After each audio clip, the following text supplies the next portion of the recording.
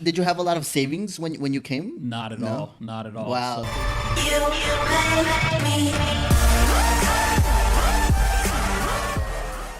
What's up, people? Welcome back to People That Travel, where I interview people around the world that have left their hometown, their home country, to go find something that not a lot of people decide to do in their lifetime.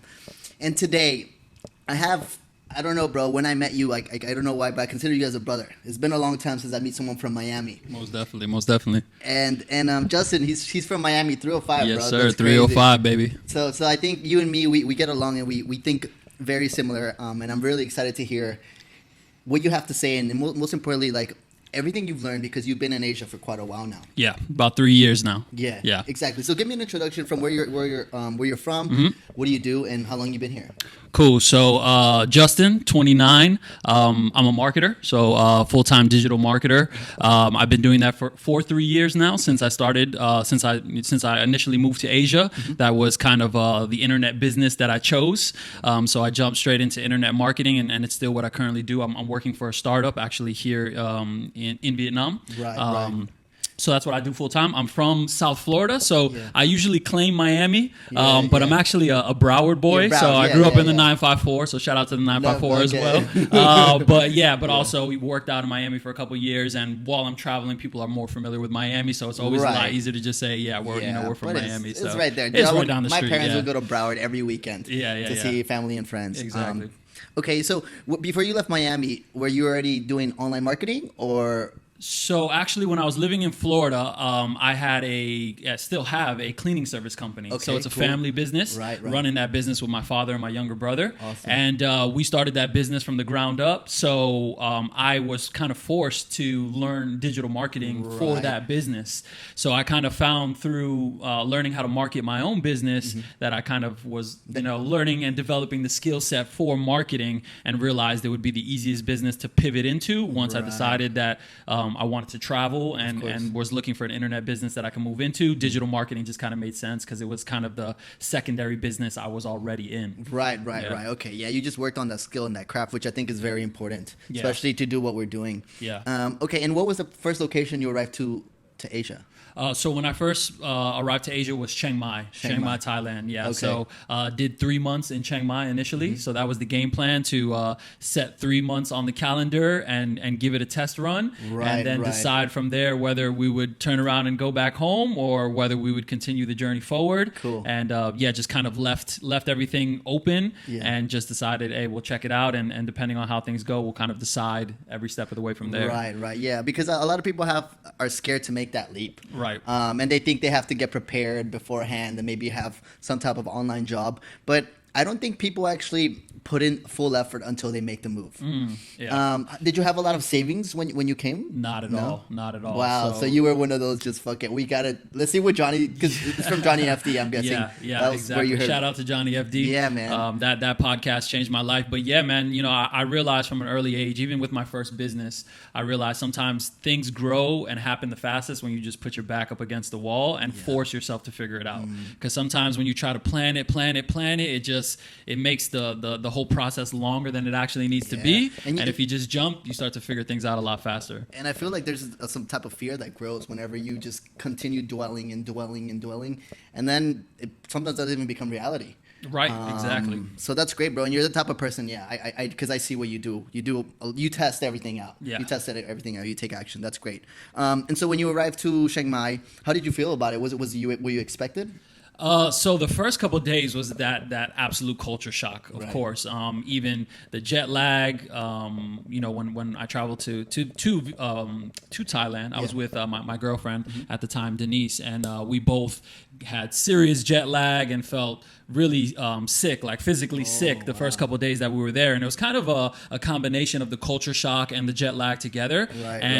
My first feeling when we landed there was, oh my God, did we just make a really bad decision? Because I just felt like this is really strange. This is, I don't know if I'm going to be able to fit into this. But of course, it was literally the first 24, 48 hours, and then reality starts to set in of like, oh, this is actually pretty cool, so this is different. So minus the first couple days of culture shock, after that it became very exciting very quickly. Right, and from that point forward, it's always been exciting. Yeah. So. Where in Chiang Mai did you stay at?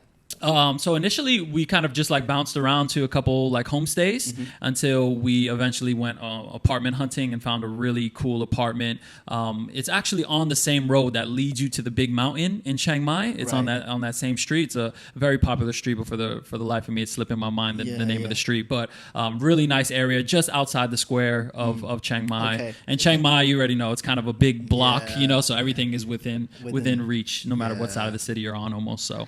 Cool. And so what was your first business adventure or online adventure when you got there that you started working on? Yeah, so actually moving into the marketing space, the first business model I decided to work with was e-commerce. Yeah, because at that time, Shopify was really picking up. Johnny FD was also really heavily promoting e-commerce as a good business model to jump into. So I jumped into e-commerce, but quickly got swallowed up by the reality that, at that time, especially when there was a lot of new marketers entering that business model, Facebook advertising was not very forgiving if you don't have a good budget to really test products. And I quickly realized, okay, I need to pivot actually into a different kind of marketing, which I then pivoted into direct sales kind of marketing and marketing for service-based businesses, which just paid a lot better and was a lot less saturated than e-commerce. But the first business model I jumped into was e-commerce. E-commerce, yeah. And so which is the second one that you're talking about? So you're working for other companies overseas, right? So actually, shout out. I want to give one more shout out. James Hopkins. I went through a course called The Lifestyle Marketeer by a fantastic marketer from the UK named James Hopkins. Right. So I paid for that course, paid for the knowledge from a professional that had been doing it. And basically the business model was working for service-based businesses, barbershops, tattoo shops, cleaning service companies, and helping them run Facebook advertising to get clients. Right. Because a lot of small businesses, still to this day don't even know how to run their own Facebook marketing. Right. So it was basically a course learning how to perfect Facebook marketing and use that same skill set that you would use to try to sell a $5 e-commerce product, but rather use that same process to help somebody sell, $1,000 service that you can charge a lot higher for. And that business model just made money a lot faster for me. Right. So, and that won't work for you. Yeah. So that's basically the business that I've been in since. Even what I'm doing now is pretty much still that same kind of marketing, except I'm doing it for a startup now. So now our whole marketing idea is user acquisition. So it's that same process of driving a customer into the business, and now I do it for user acquisition for an app. Okay, cool. And how did you obtain your first clients when you started doing that? Just outreach, man. Straight up. Cold. I mean, now we have social media, right? So it's like cold DMing. That was basically it. Going out there, outreaching, putting myself out there, putting myself out there on Facebook. And actually, most of my first clients were actually referred by people that knew that I was doing marketing and say, hey, I think this guy can help you out. So most of it was referral based, and then a ton of outreach as well. Okay, cool. Yeah. And how long did you stay in Chiang Mai before you decided to go check out another place? So I did 3 months in Chiang Mai, or we did 3 months in Chiang Mai, and then we went to Bali, Indonesia for 2 months, which was incredible. We lived in Ubud for a few months, and then bounced back to Thailand, except to the south. We went to Bangkok, and then from Bangkok back to Chiang Mai for a whole year, and did 1 year in Chiang Mai before coming to Vietnam. Wow. Yeah. And what made where did you get the information about Vietnam? Was it just coming for a holiday, or you already had it planned to come and move here? So, while living in Chiang Mai, you meet a lot of people that have traveled through Vietnam, and a lot of people had great things to say. And then it was one particular night where I went to a friend's party that she was having at her house, Brittany Bond, a really talented digital nomad in Chiang Mai. And she does gatherings all the time. She's the person that connects people to other people. And I met Sarah, and Sarah is the owner of the co-working space in Hoi An. So she was the one that planted the seed. We were talking about burning season. Most expats run from Chiang Mai during the burning season. Right. So we were already looking into where we would go for the burning season. And I had that conversation with Sarah, and Sarah was like, hey, you should check out Hoi An. Have you ever heard of Hoi An in Vietnam? And she showed me pictures, and I was like, this is Vietnam. Yeah, Like I see the ocean and I see these palm trees, and I'm like, I had no idea there were parts of Vietnam that look like that. So to me, it kind of gave me flashbacks of Bali again. So I was like, okay, let's go check that out. So that's how Vietnam came about. And kind of similarly to Chiang Mai, we went with the intention of coming for just a couple months and seeing what happened. And we fell in love when we got to Hoi An, and the community there and the whole vibe. The slow pace of the city was a nice transition from the faster pace of Chiang Mai. So again, a couple months turned into a couple years. Yeah, because you're right. I guess they're very different, but Hoi An does kind of resemble a little bit of what Chiang Mai would be. Yeah. But yeah, how do you compare them both? So for me, Chiang Mai is a little bit more integrated in terms of having better infrastructure than Hoi An. Hoi An is a little bit more countryside, but I think that's also the benefit of it. It's like if you really want to get away and do some more internal work, less distraction. I think Hoi An is actually a little bit of a better place because Chiang Mai, there's a lot going on all the time. Right. So it can be quite distracting, especially as when once you get on the road, you know how it is. You have to become a self-starter in terms of being an entrepreneur. Yeah. And when there's a lot of things going on, it's very easy to get pulled away from your business and into other things. Focus. We need to focus on. Yeah, exactly. But when there's so much fun stuff and so many cool people always around, it's it becomes a push and a pull. So Hoi An was a little bit better of a place for me to go where I could actually focus on my work because it was a little bit less going on a daily basis there. So how long have you been in Vietnam now? Now, just a little bit over 2 years now. Over 2 years. Yeah. Wow. Okay. Yeah. And you lived in Hoi An. Right now we're in Da Nang. Yes. So has this been your home base, Da Nang? Da Nang, between Hoi An and Da Nang, now I've actually been in Da Nang longer than I was in Hoi An. So Da Nang has become the home base. But before that, we started the journey in Hanoi. Did 1 month in Hanoi, then we went to Hoi An 6 or 7 months and then now I've been in Da Nang over a year. Okay.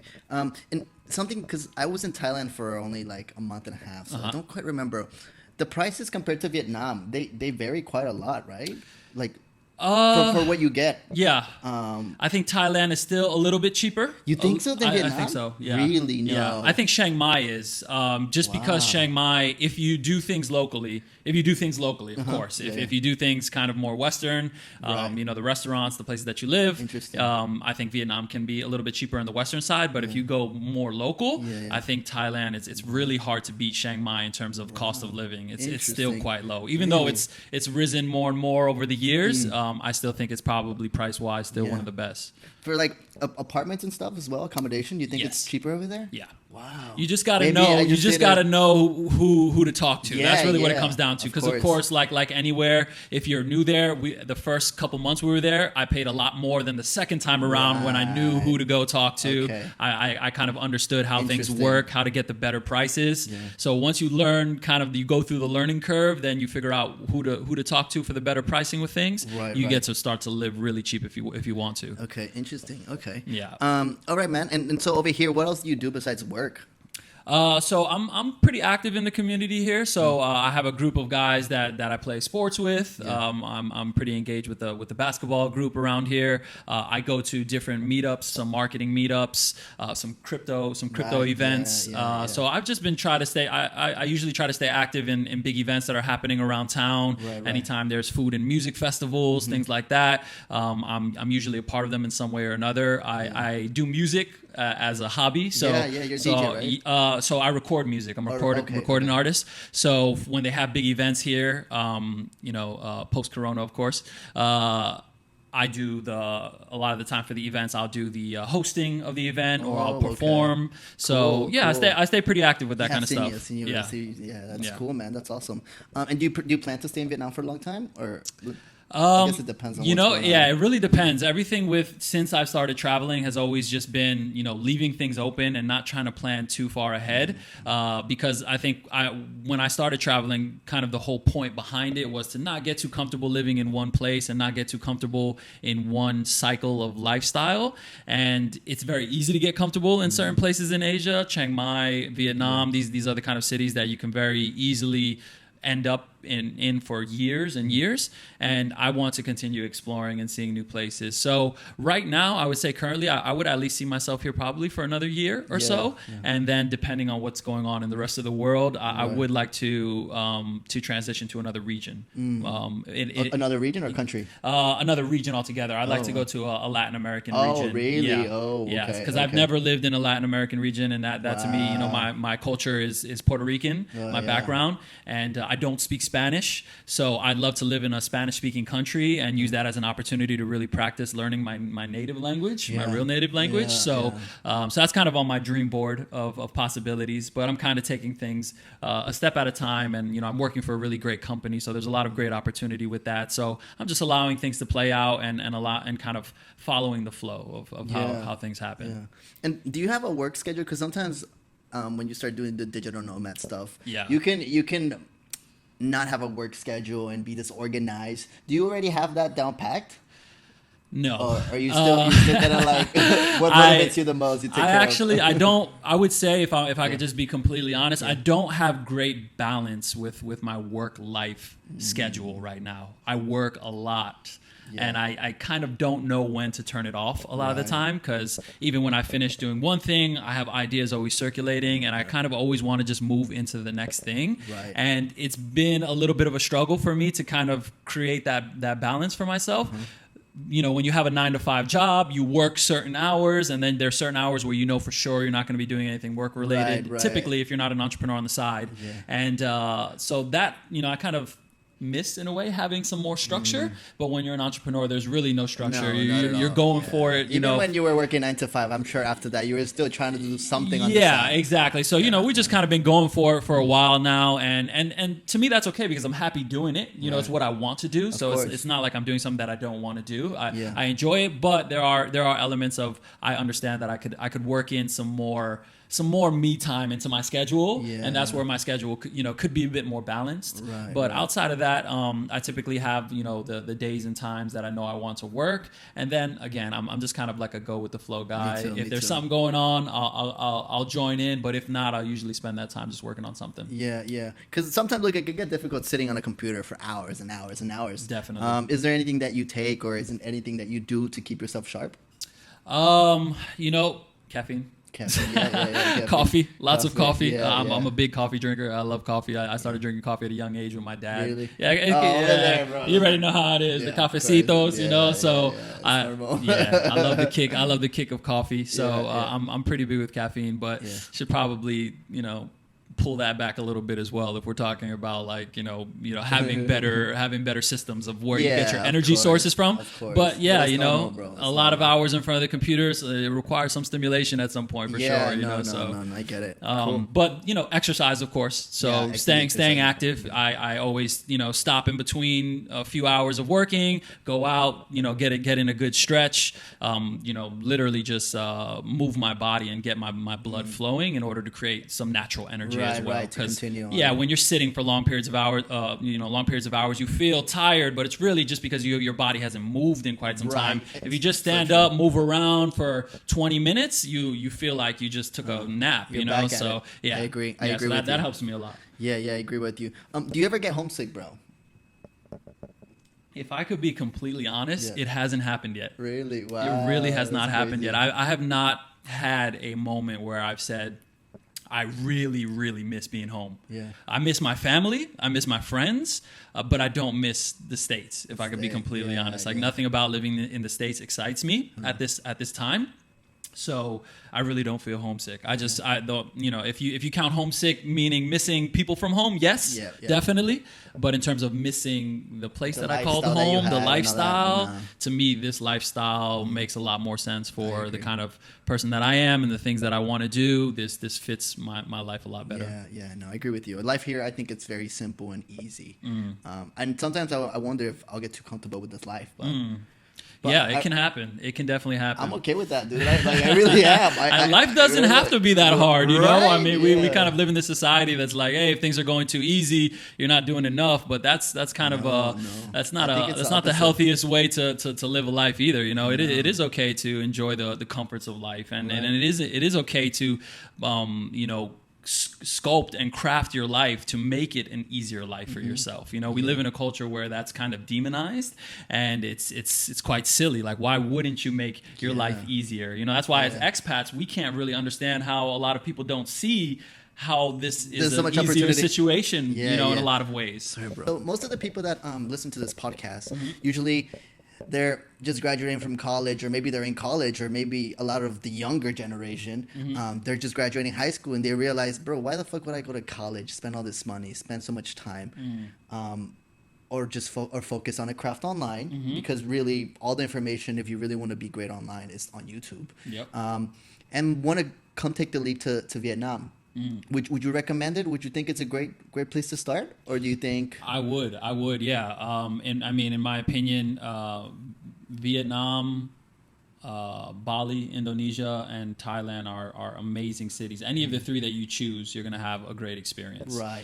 They're all great cities. They're all great cultures, and the cost of living is fantastic in all three. You know, it all depends on what kind of lifestyle you want to live. But if you're okay, if you're okay with the simple things, you can really buckle down, and you don't need a ton of income in order to make it work. That's right. Yeah. And another concern that people have is obviously finding a job. I've noticed here that there's tons of jobs for expats. Yeah. Like, that is where crazy. Vietnam, kind of takes the lead in the three for me, because it is one of the few countries where you can work as a Westerner, and the visa situations are a bit easier here than in Thailand and in Indonesia. So for that reason, Vietnam would be the number one for me, just because of its ease of accessibility into working and into integrating into the life here. It's a little bit more friendly for the Westerner. Yeah, I've seen that, and they get paid well, bro. They get paid really good for living in Vietnam. Definitely. Even myself, the companies that I've had the opportunity to work for, I've made great incomes with. Even those incomes would be considered good in the West. Never mind what they're considered here. Exactly. So the opportunities you have with the startup, you got it here. Yes. Wow. Yeah. So it actually started here. I was working for a beach club here called Blush Beach in Hoi An, and I was the marketing manager first for that venue. Nice. And then transitioned into working for this company after COVID. Of course, like every other restaurant, they had to close that business down, and transitioned into working for the company I work for now. Okay, cool. All right, bro. Well, that's it, man. Thank you so much for coming. No doubt. If people have questions, where can they follow you? Just Instagram? Instagram or Facebook. Facebook is the best place to reach me, so I'm sure you can put it somewhere. You'll add it on there. Yeah. So at Justin the Mind on Instagram, you'll see it there on the video. Thanks, bro. Instagram and Facebook are the best place to reach me. I'm pretty active there. All right. So I appreciate you. Yeah, man. brother. Thank you so I appreciate much. you, It's a man. pleasure. Miami boys got to stick together, man. Yeah, man. No, for sure. We'll make more content here, bro. Yeah. I think this place is untapped. On YouTube, seriously. For sure. All right, guys. Thank you so much for watching. If you enjoyed this, if it was of any value, please just share it on your stories. Give it to a friend. All we're trying to do here is just motivate people to travel. And also my Spanish community, I will be doing Spanish podcasts as well, so don't trip out, all right? Thank you so much for watching, guys. And just remember, always take action. Stop doubting. And the longer you wait, the worse it gets, right? Am I right? All right. Until next time, Christian Rodriguez. Bye. You make me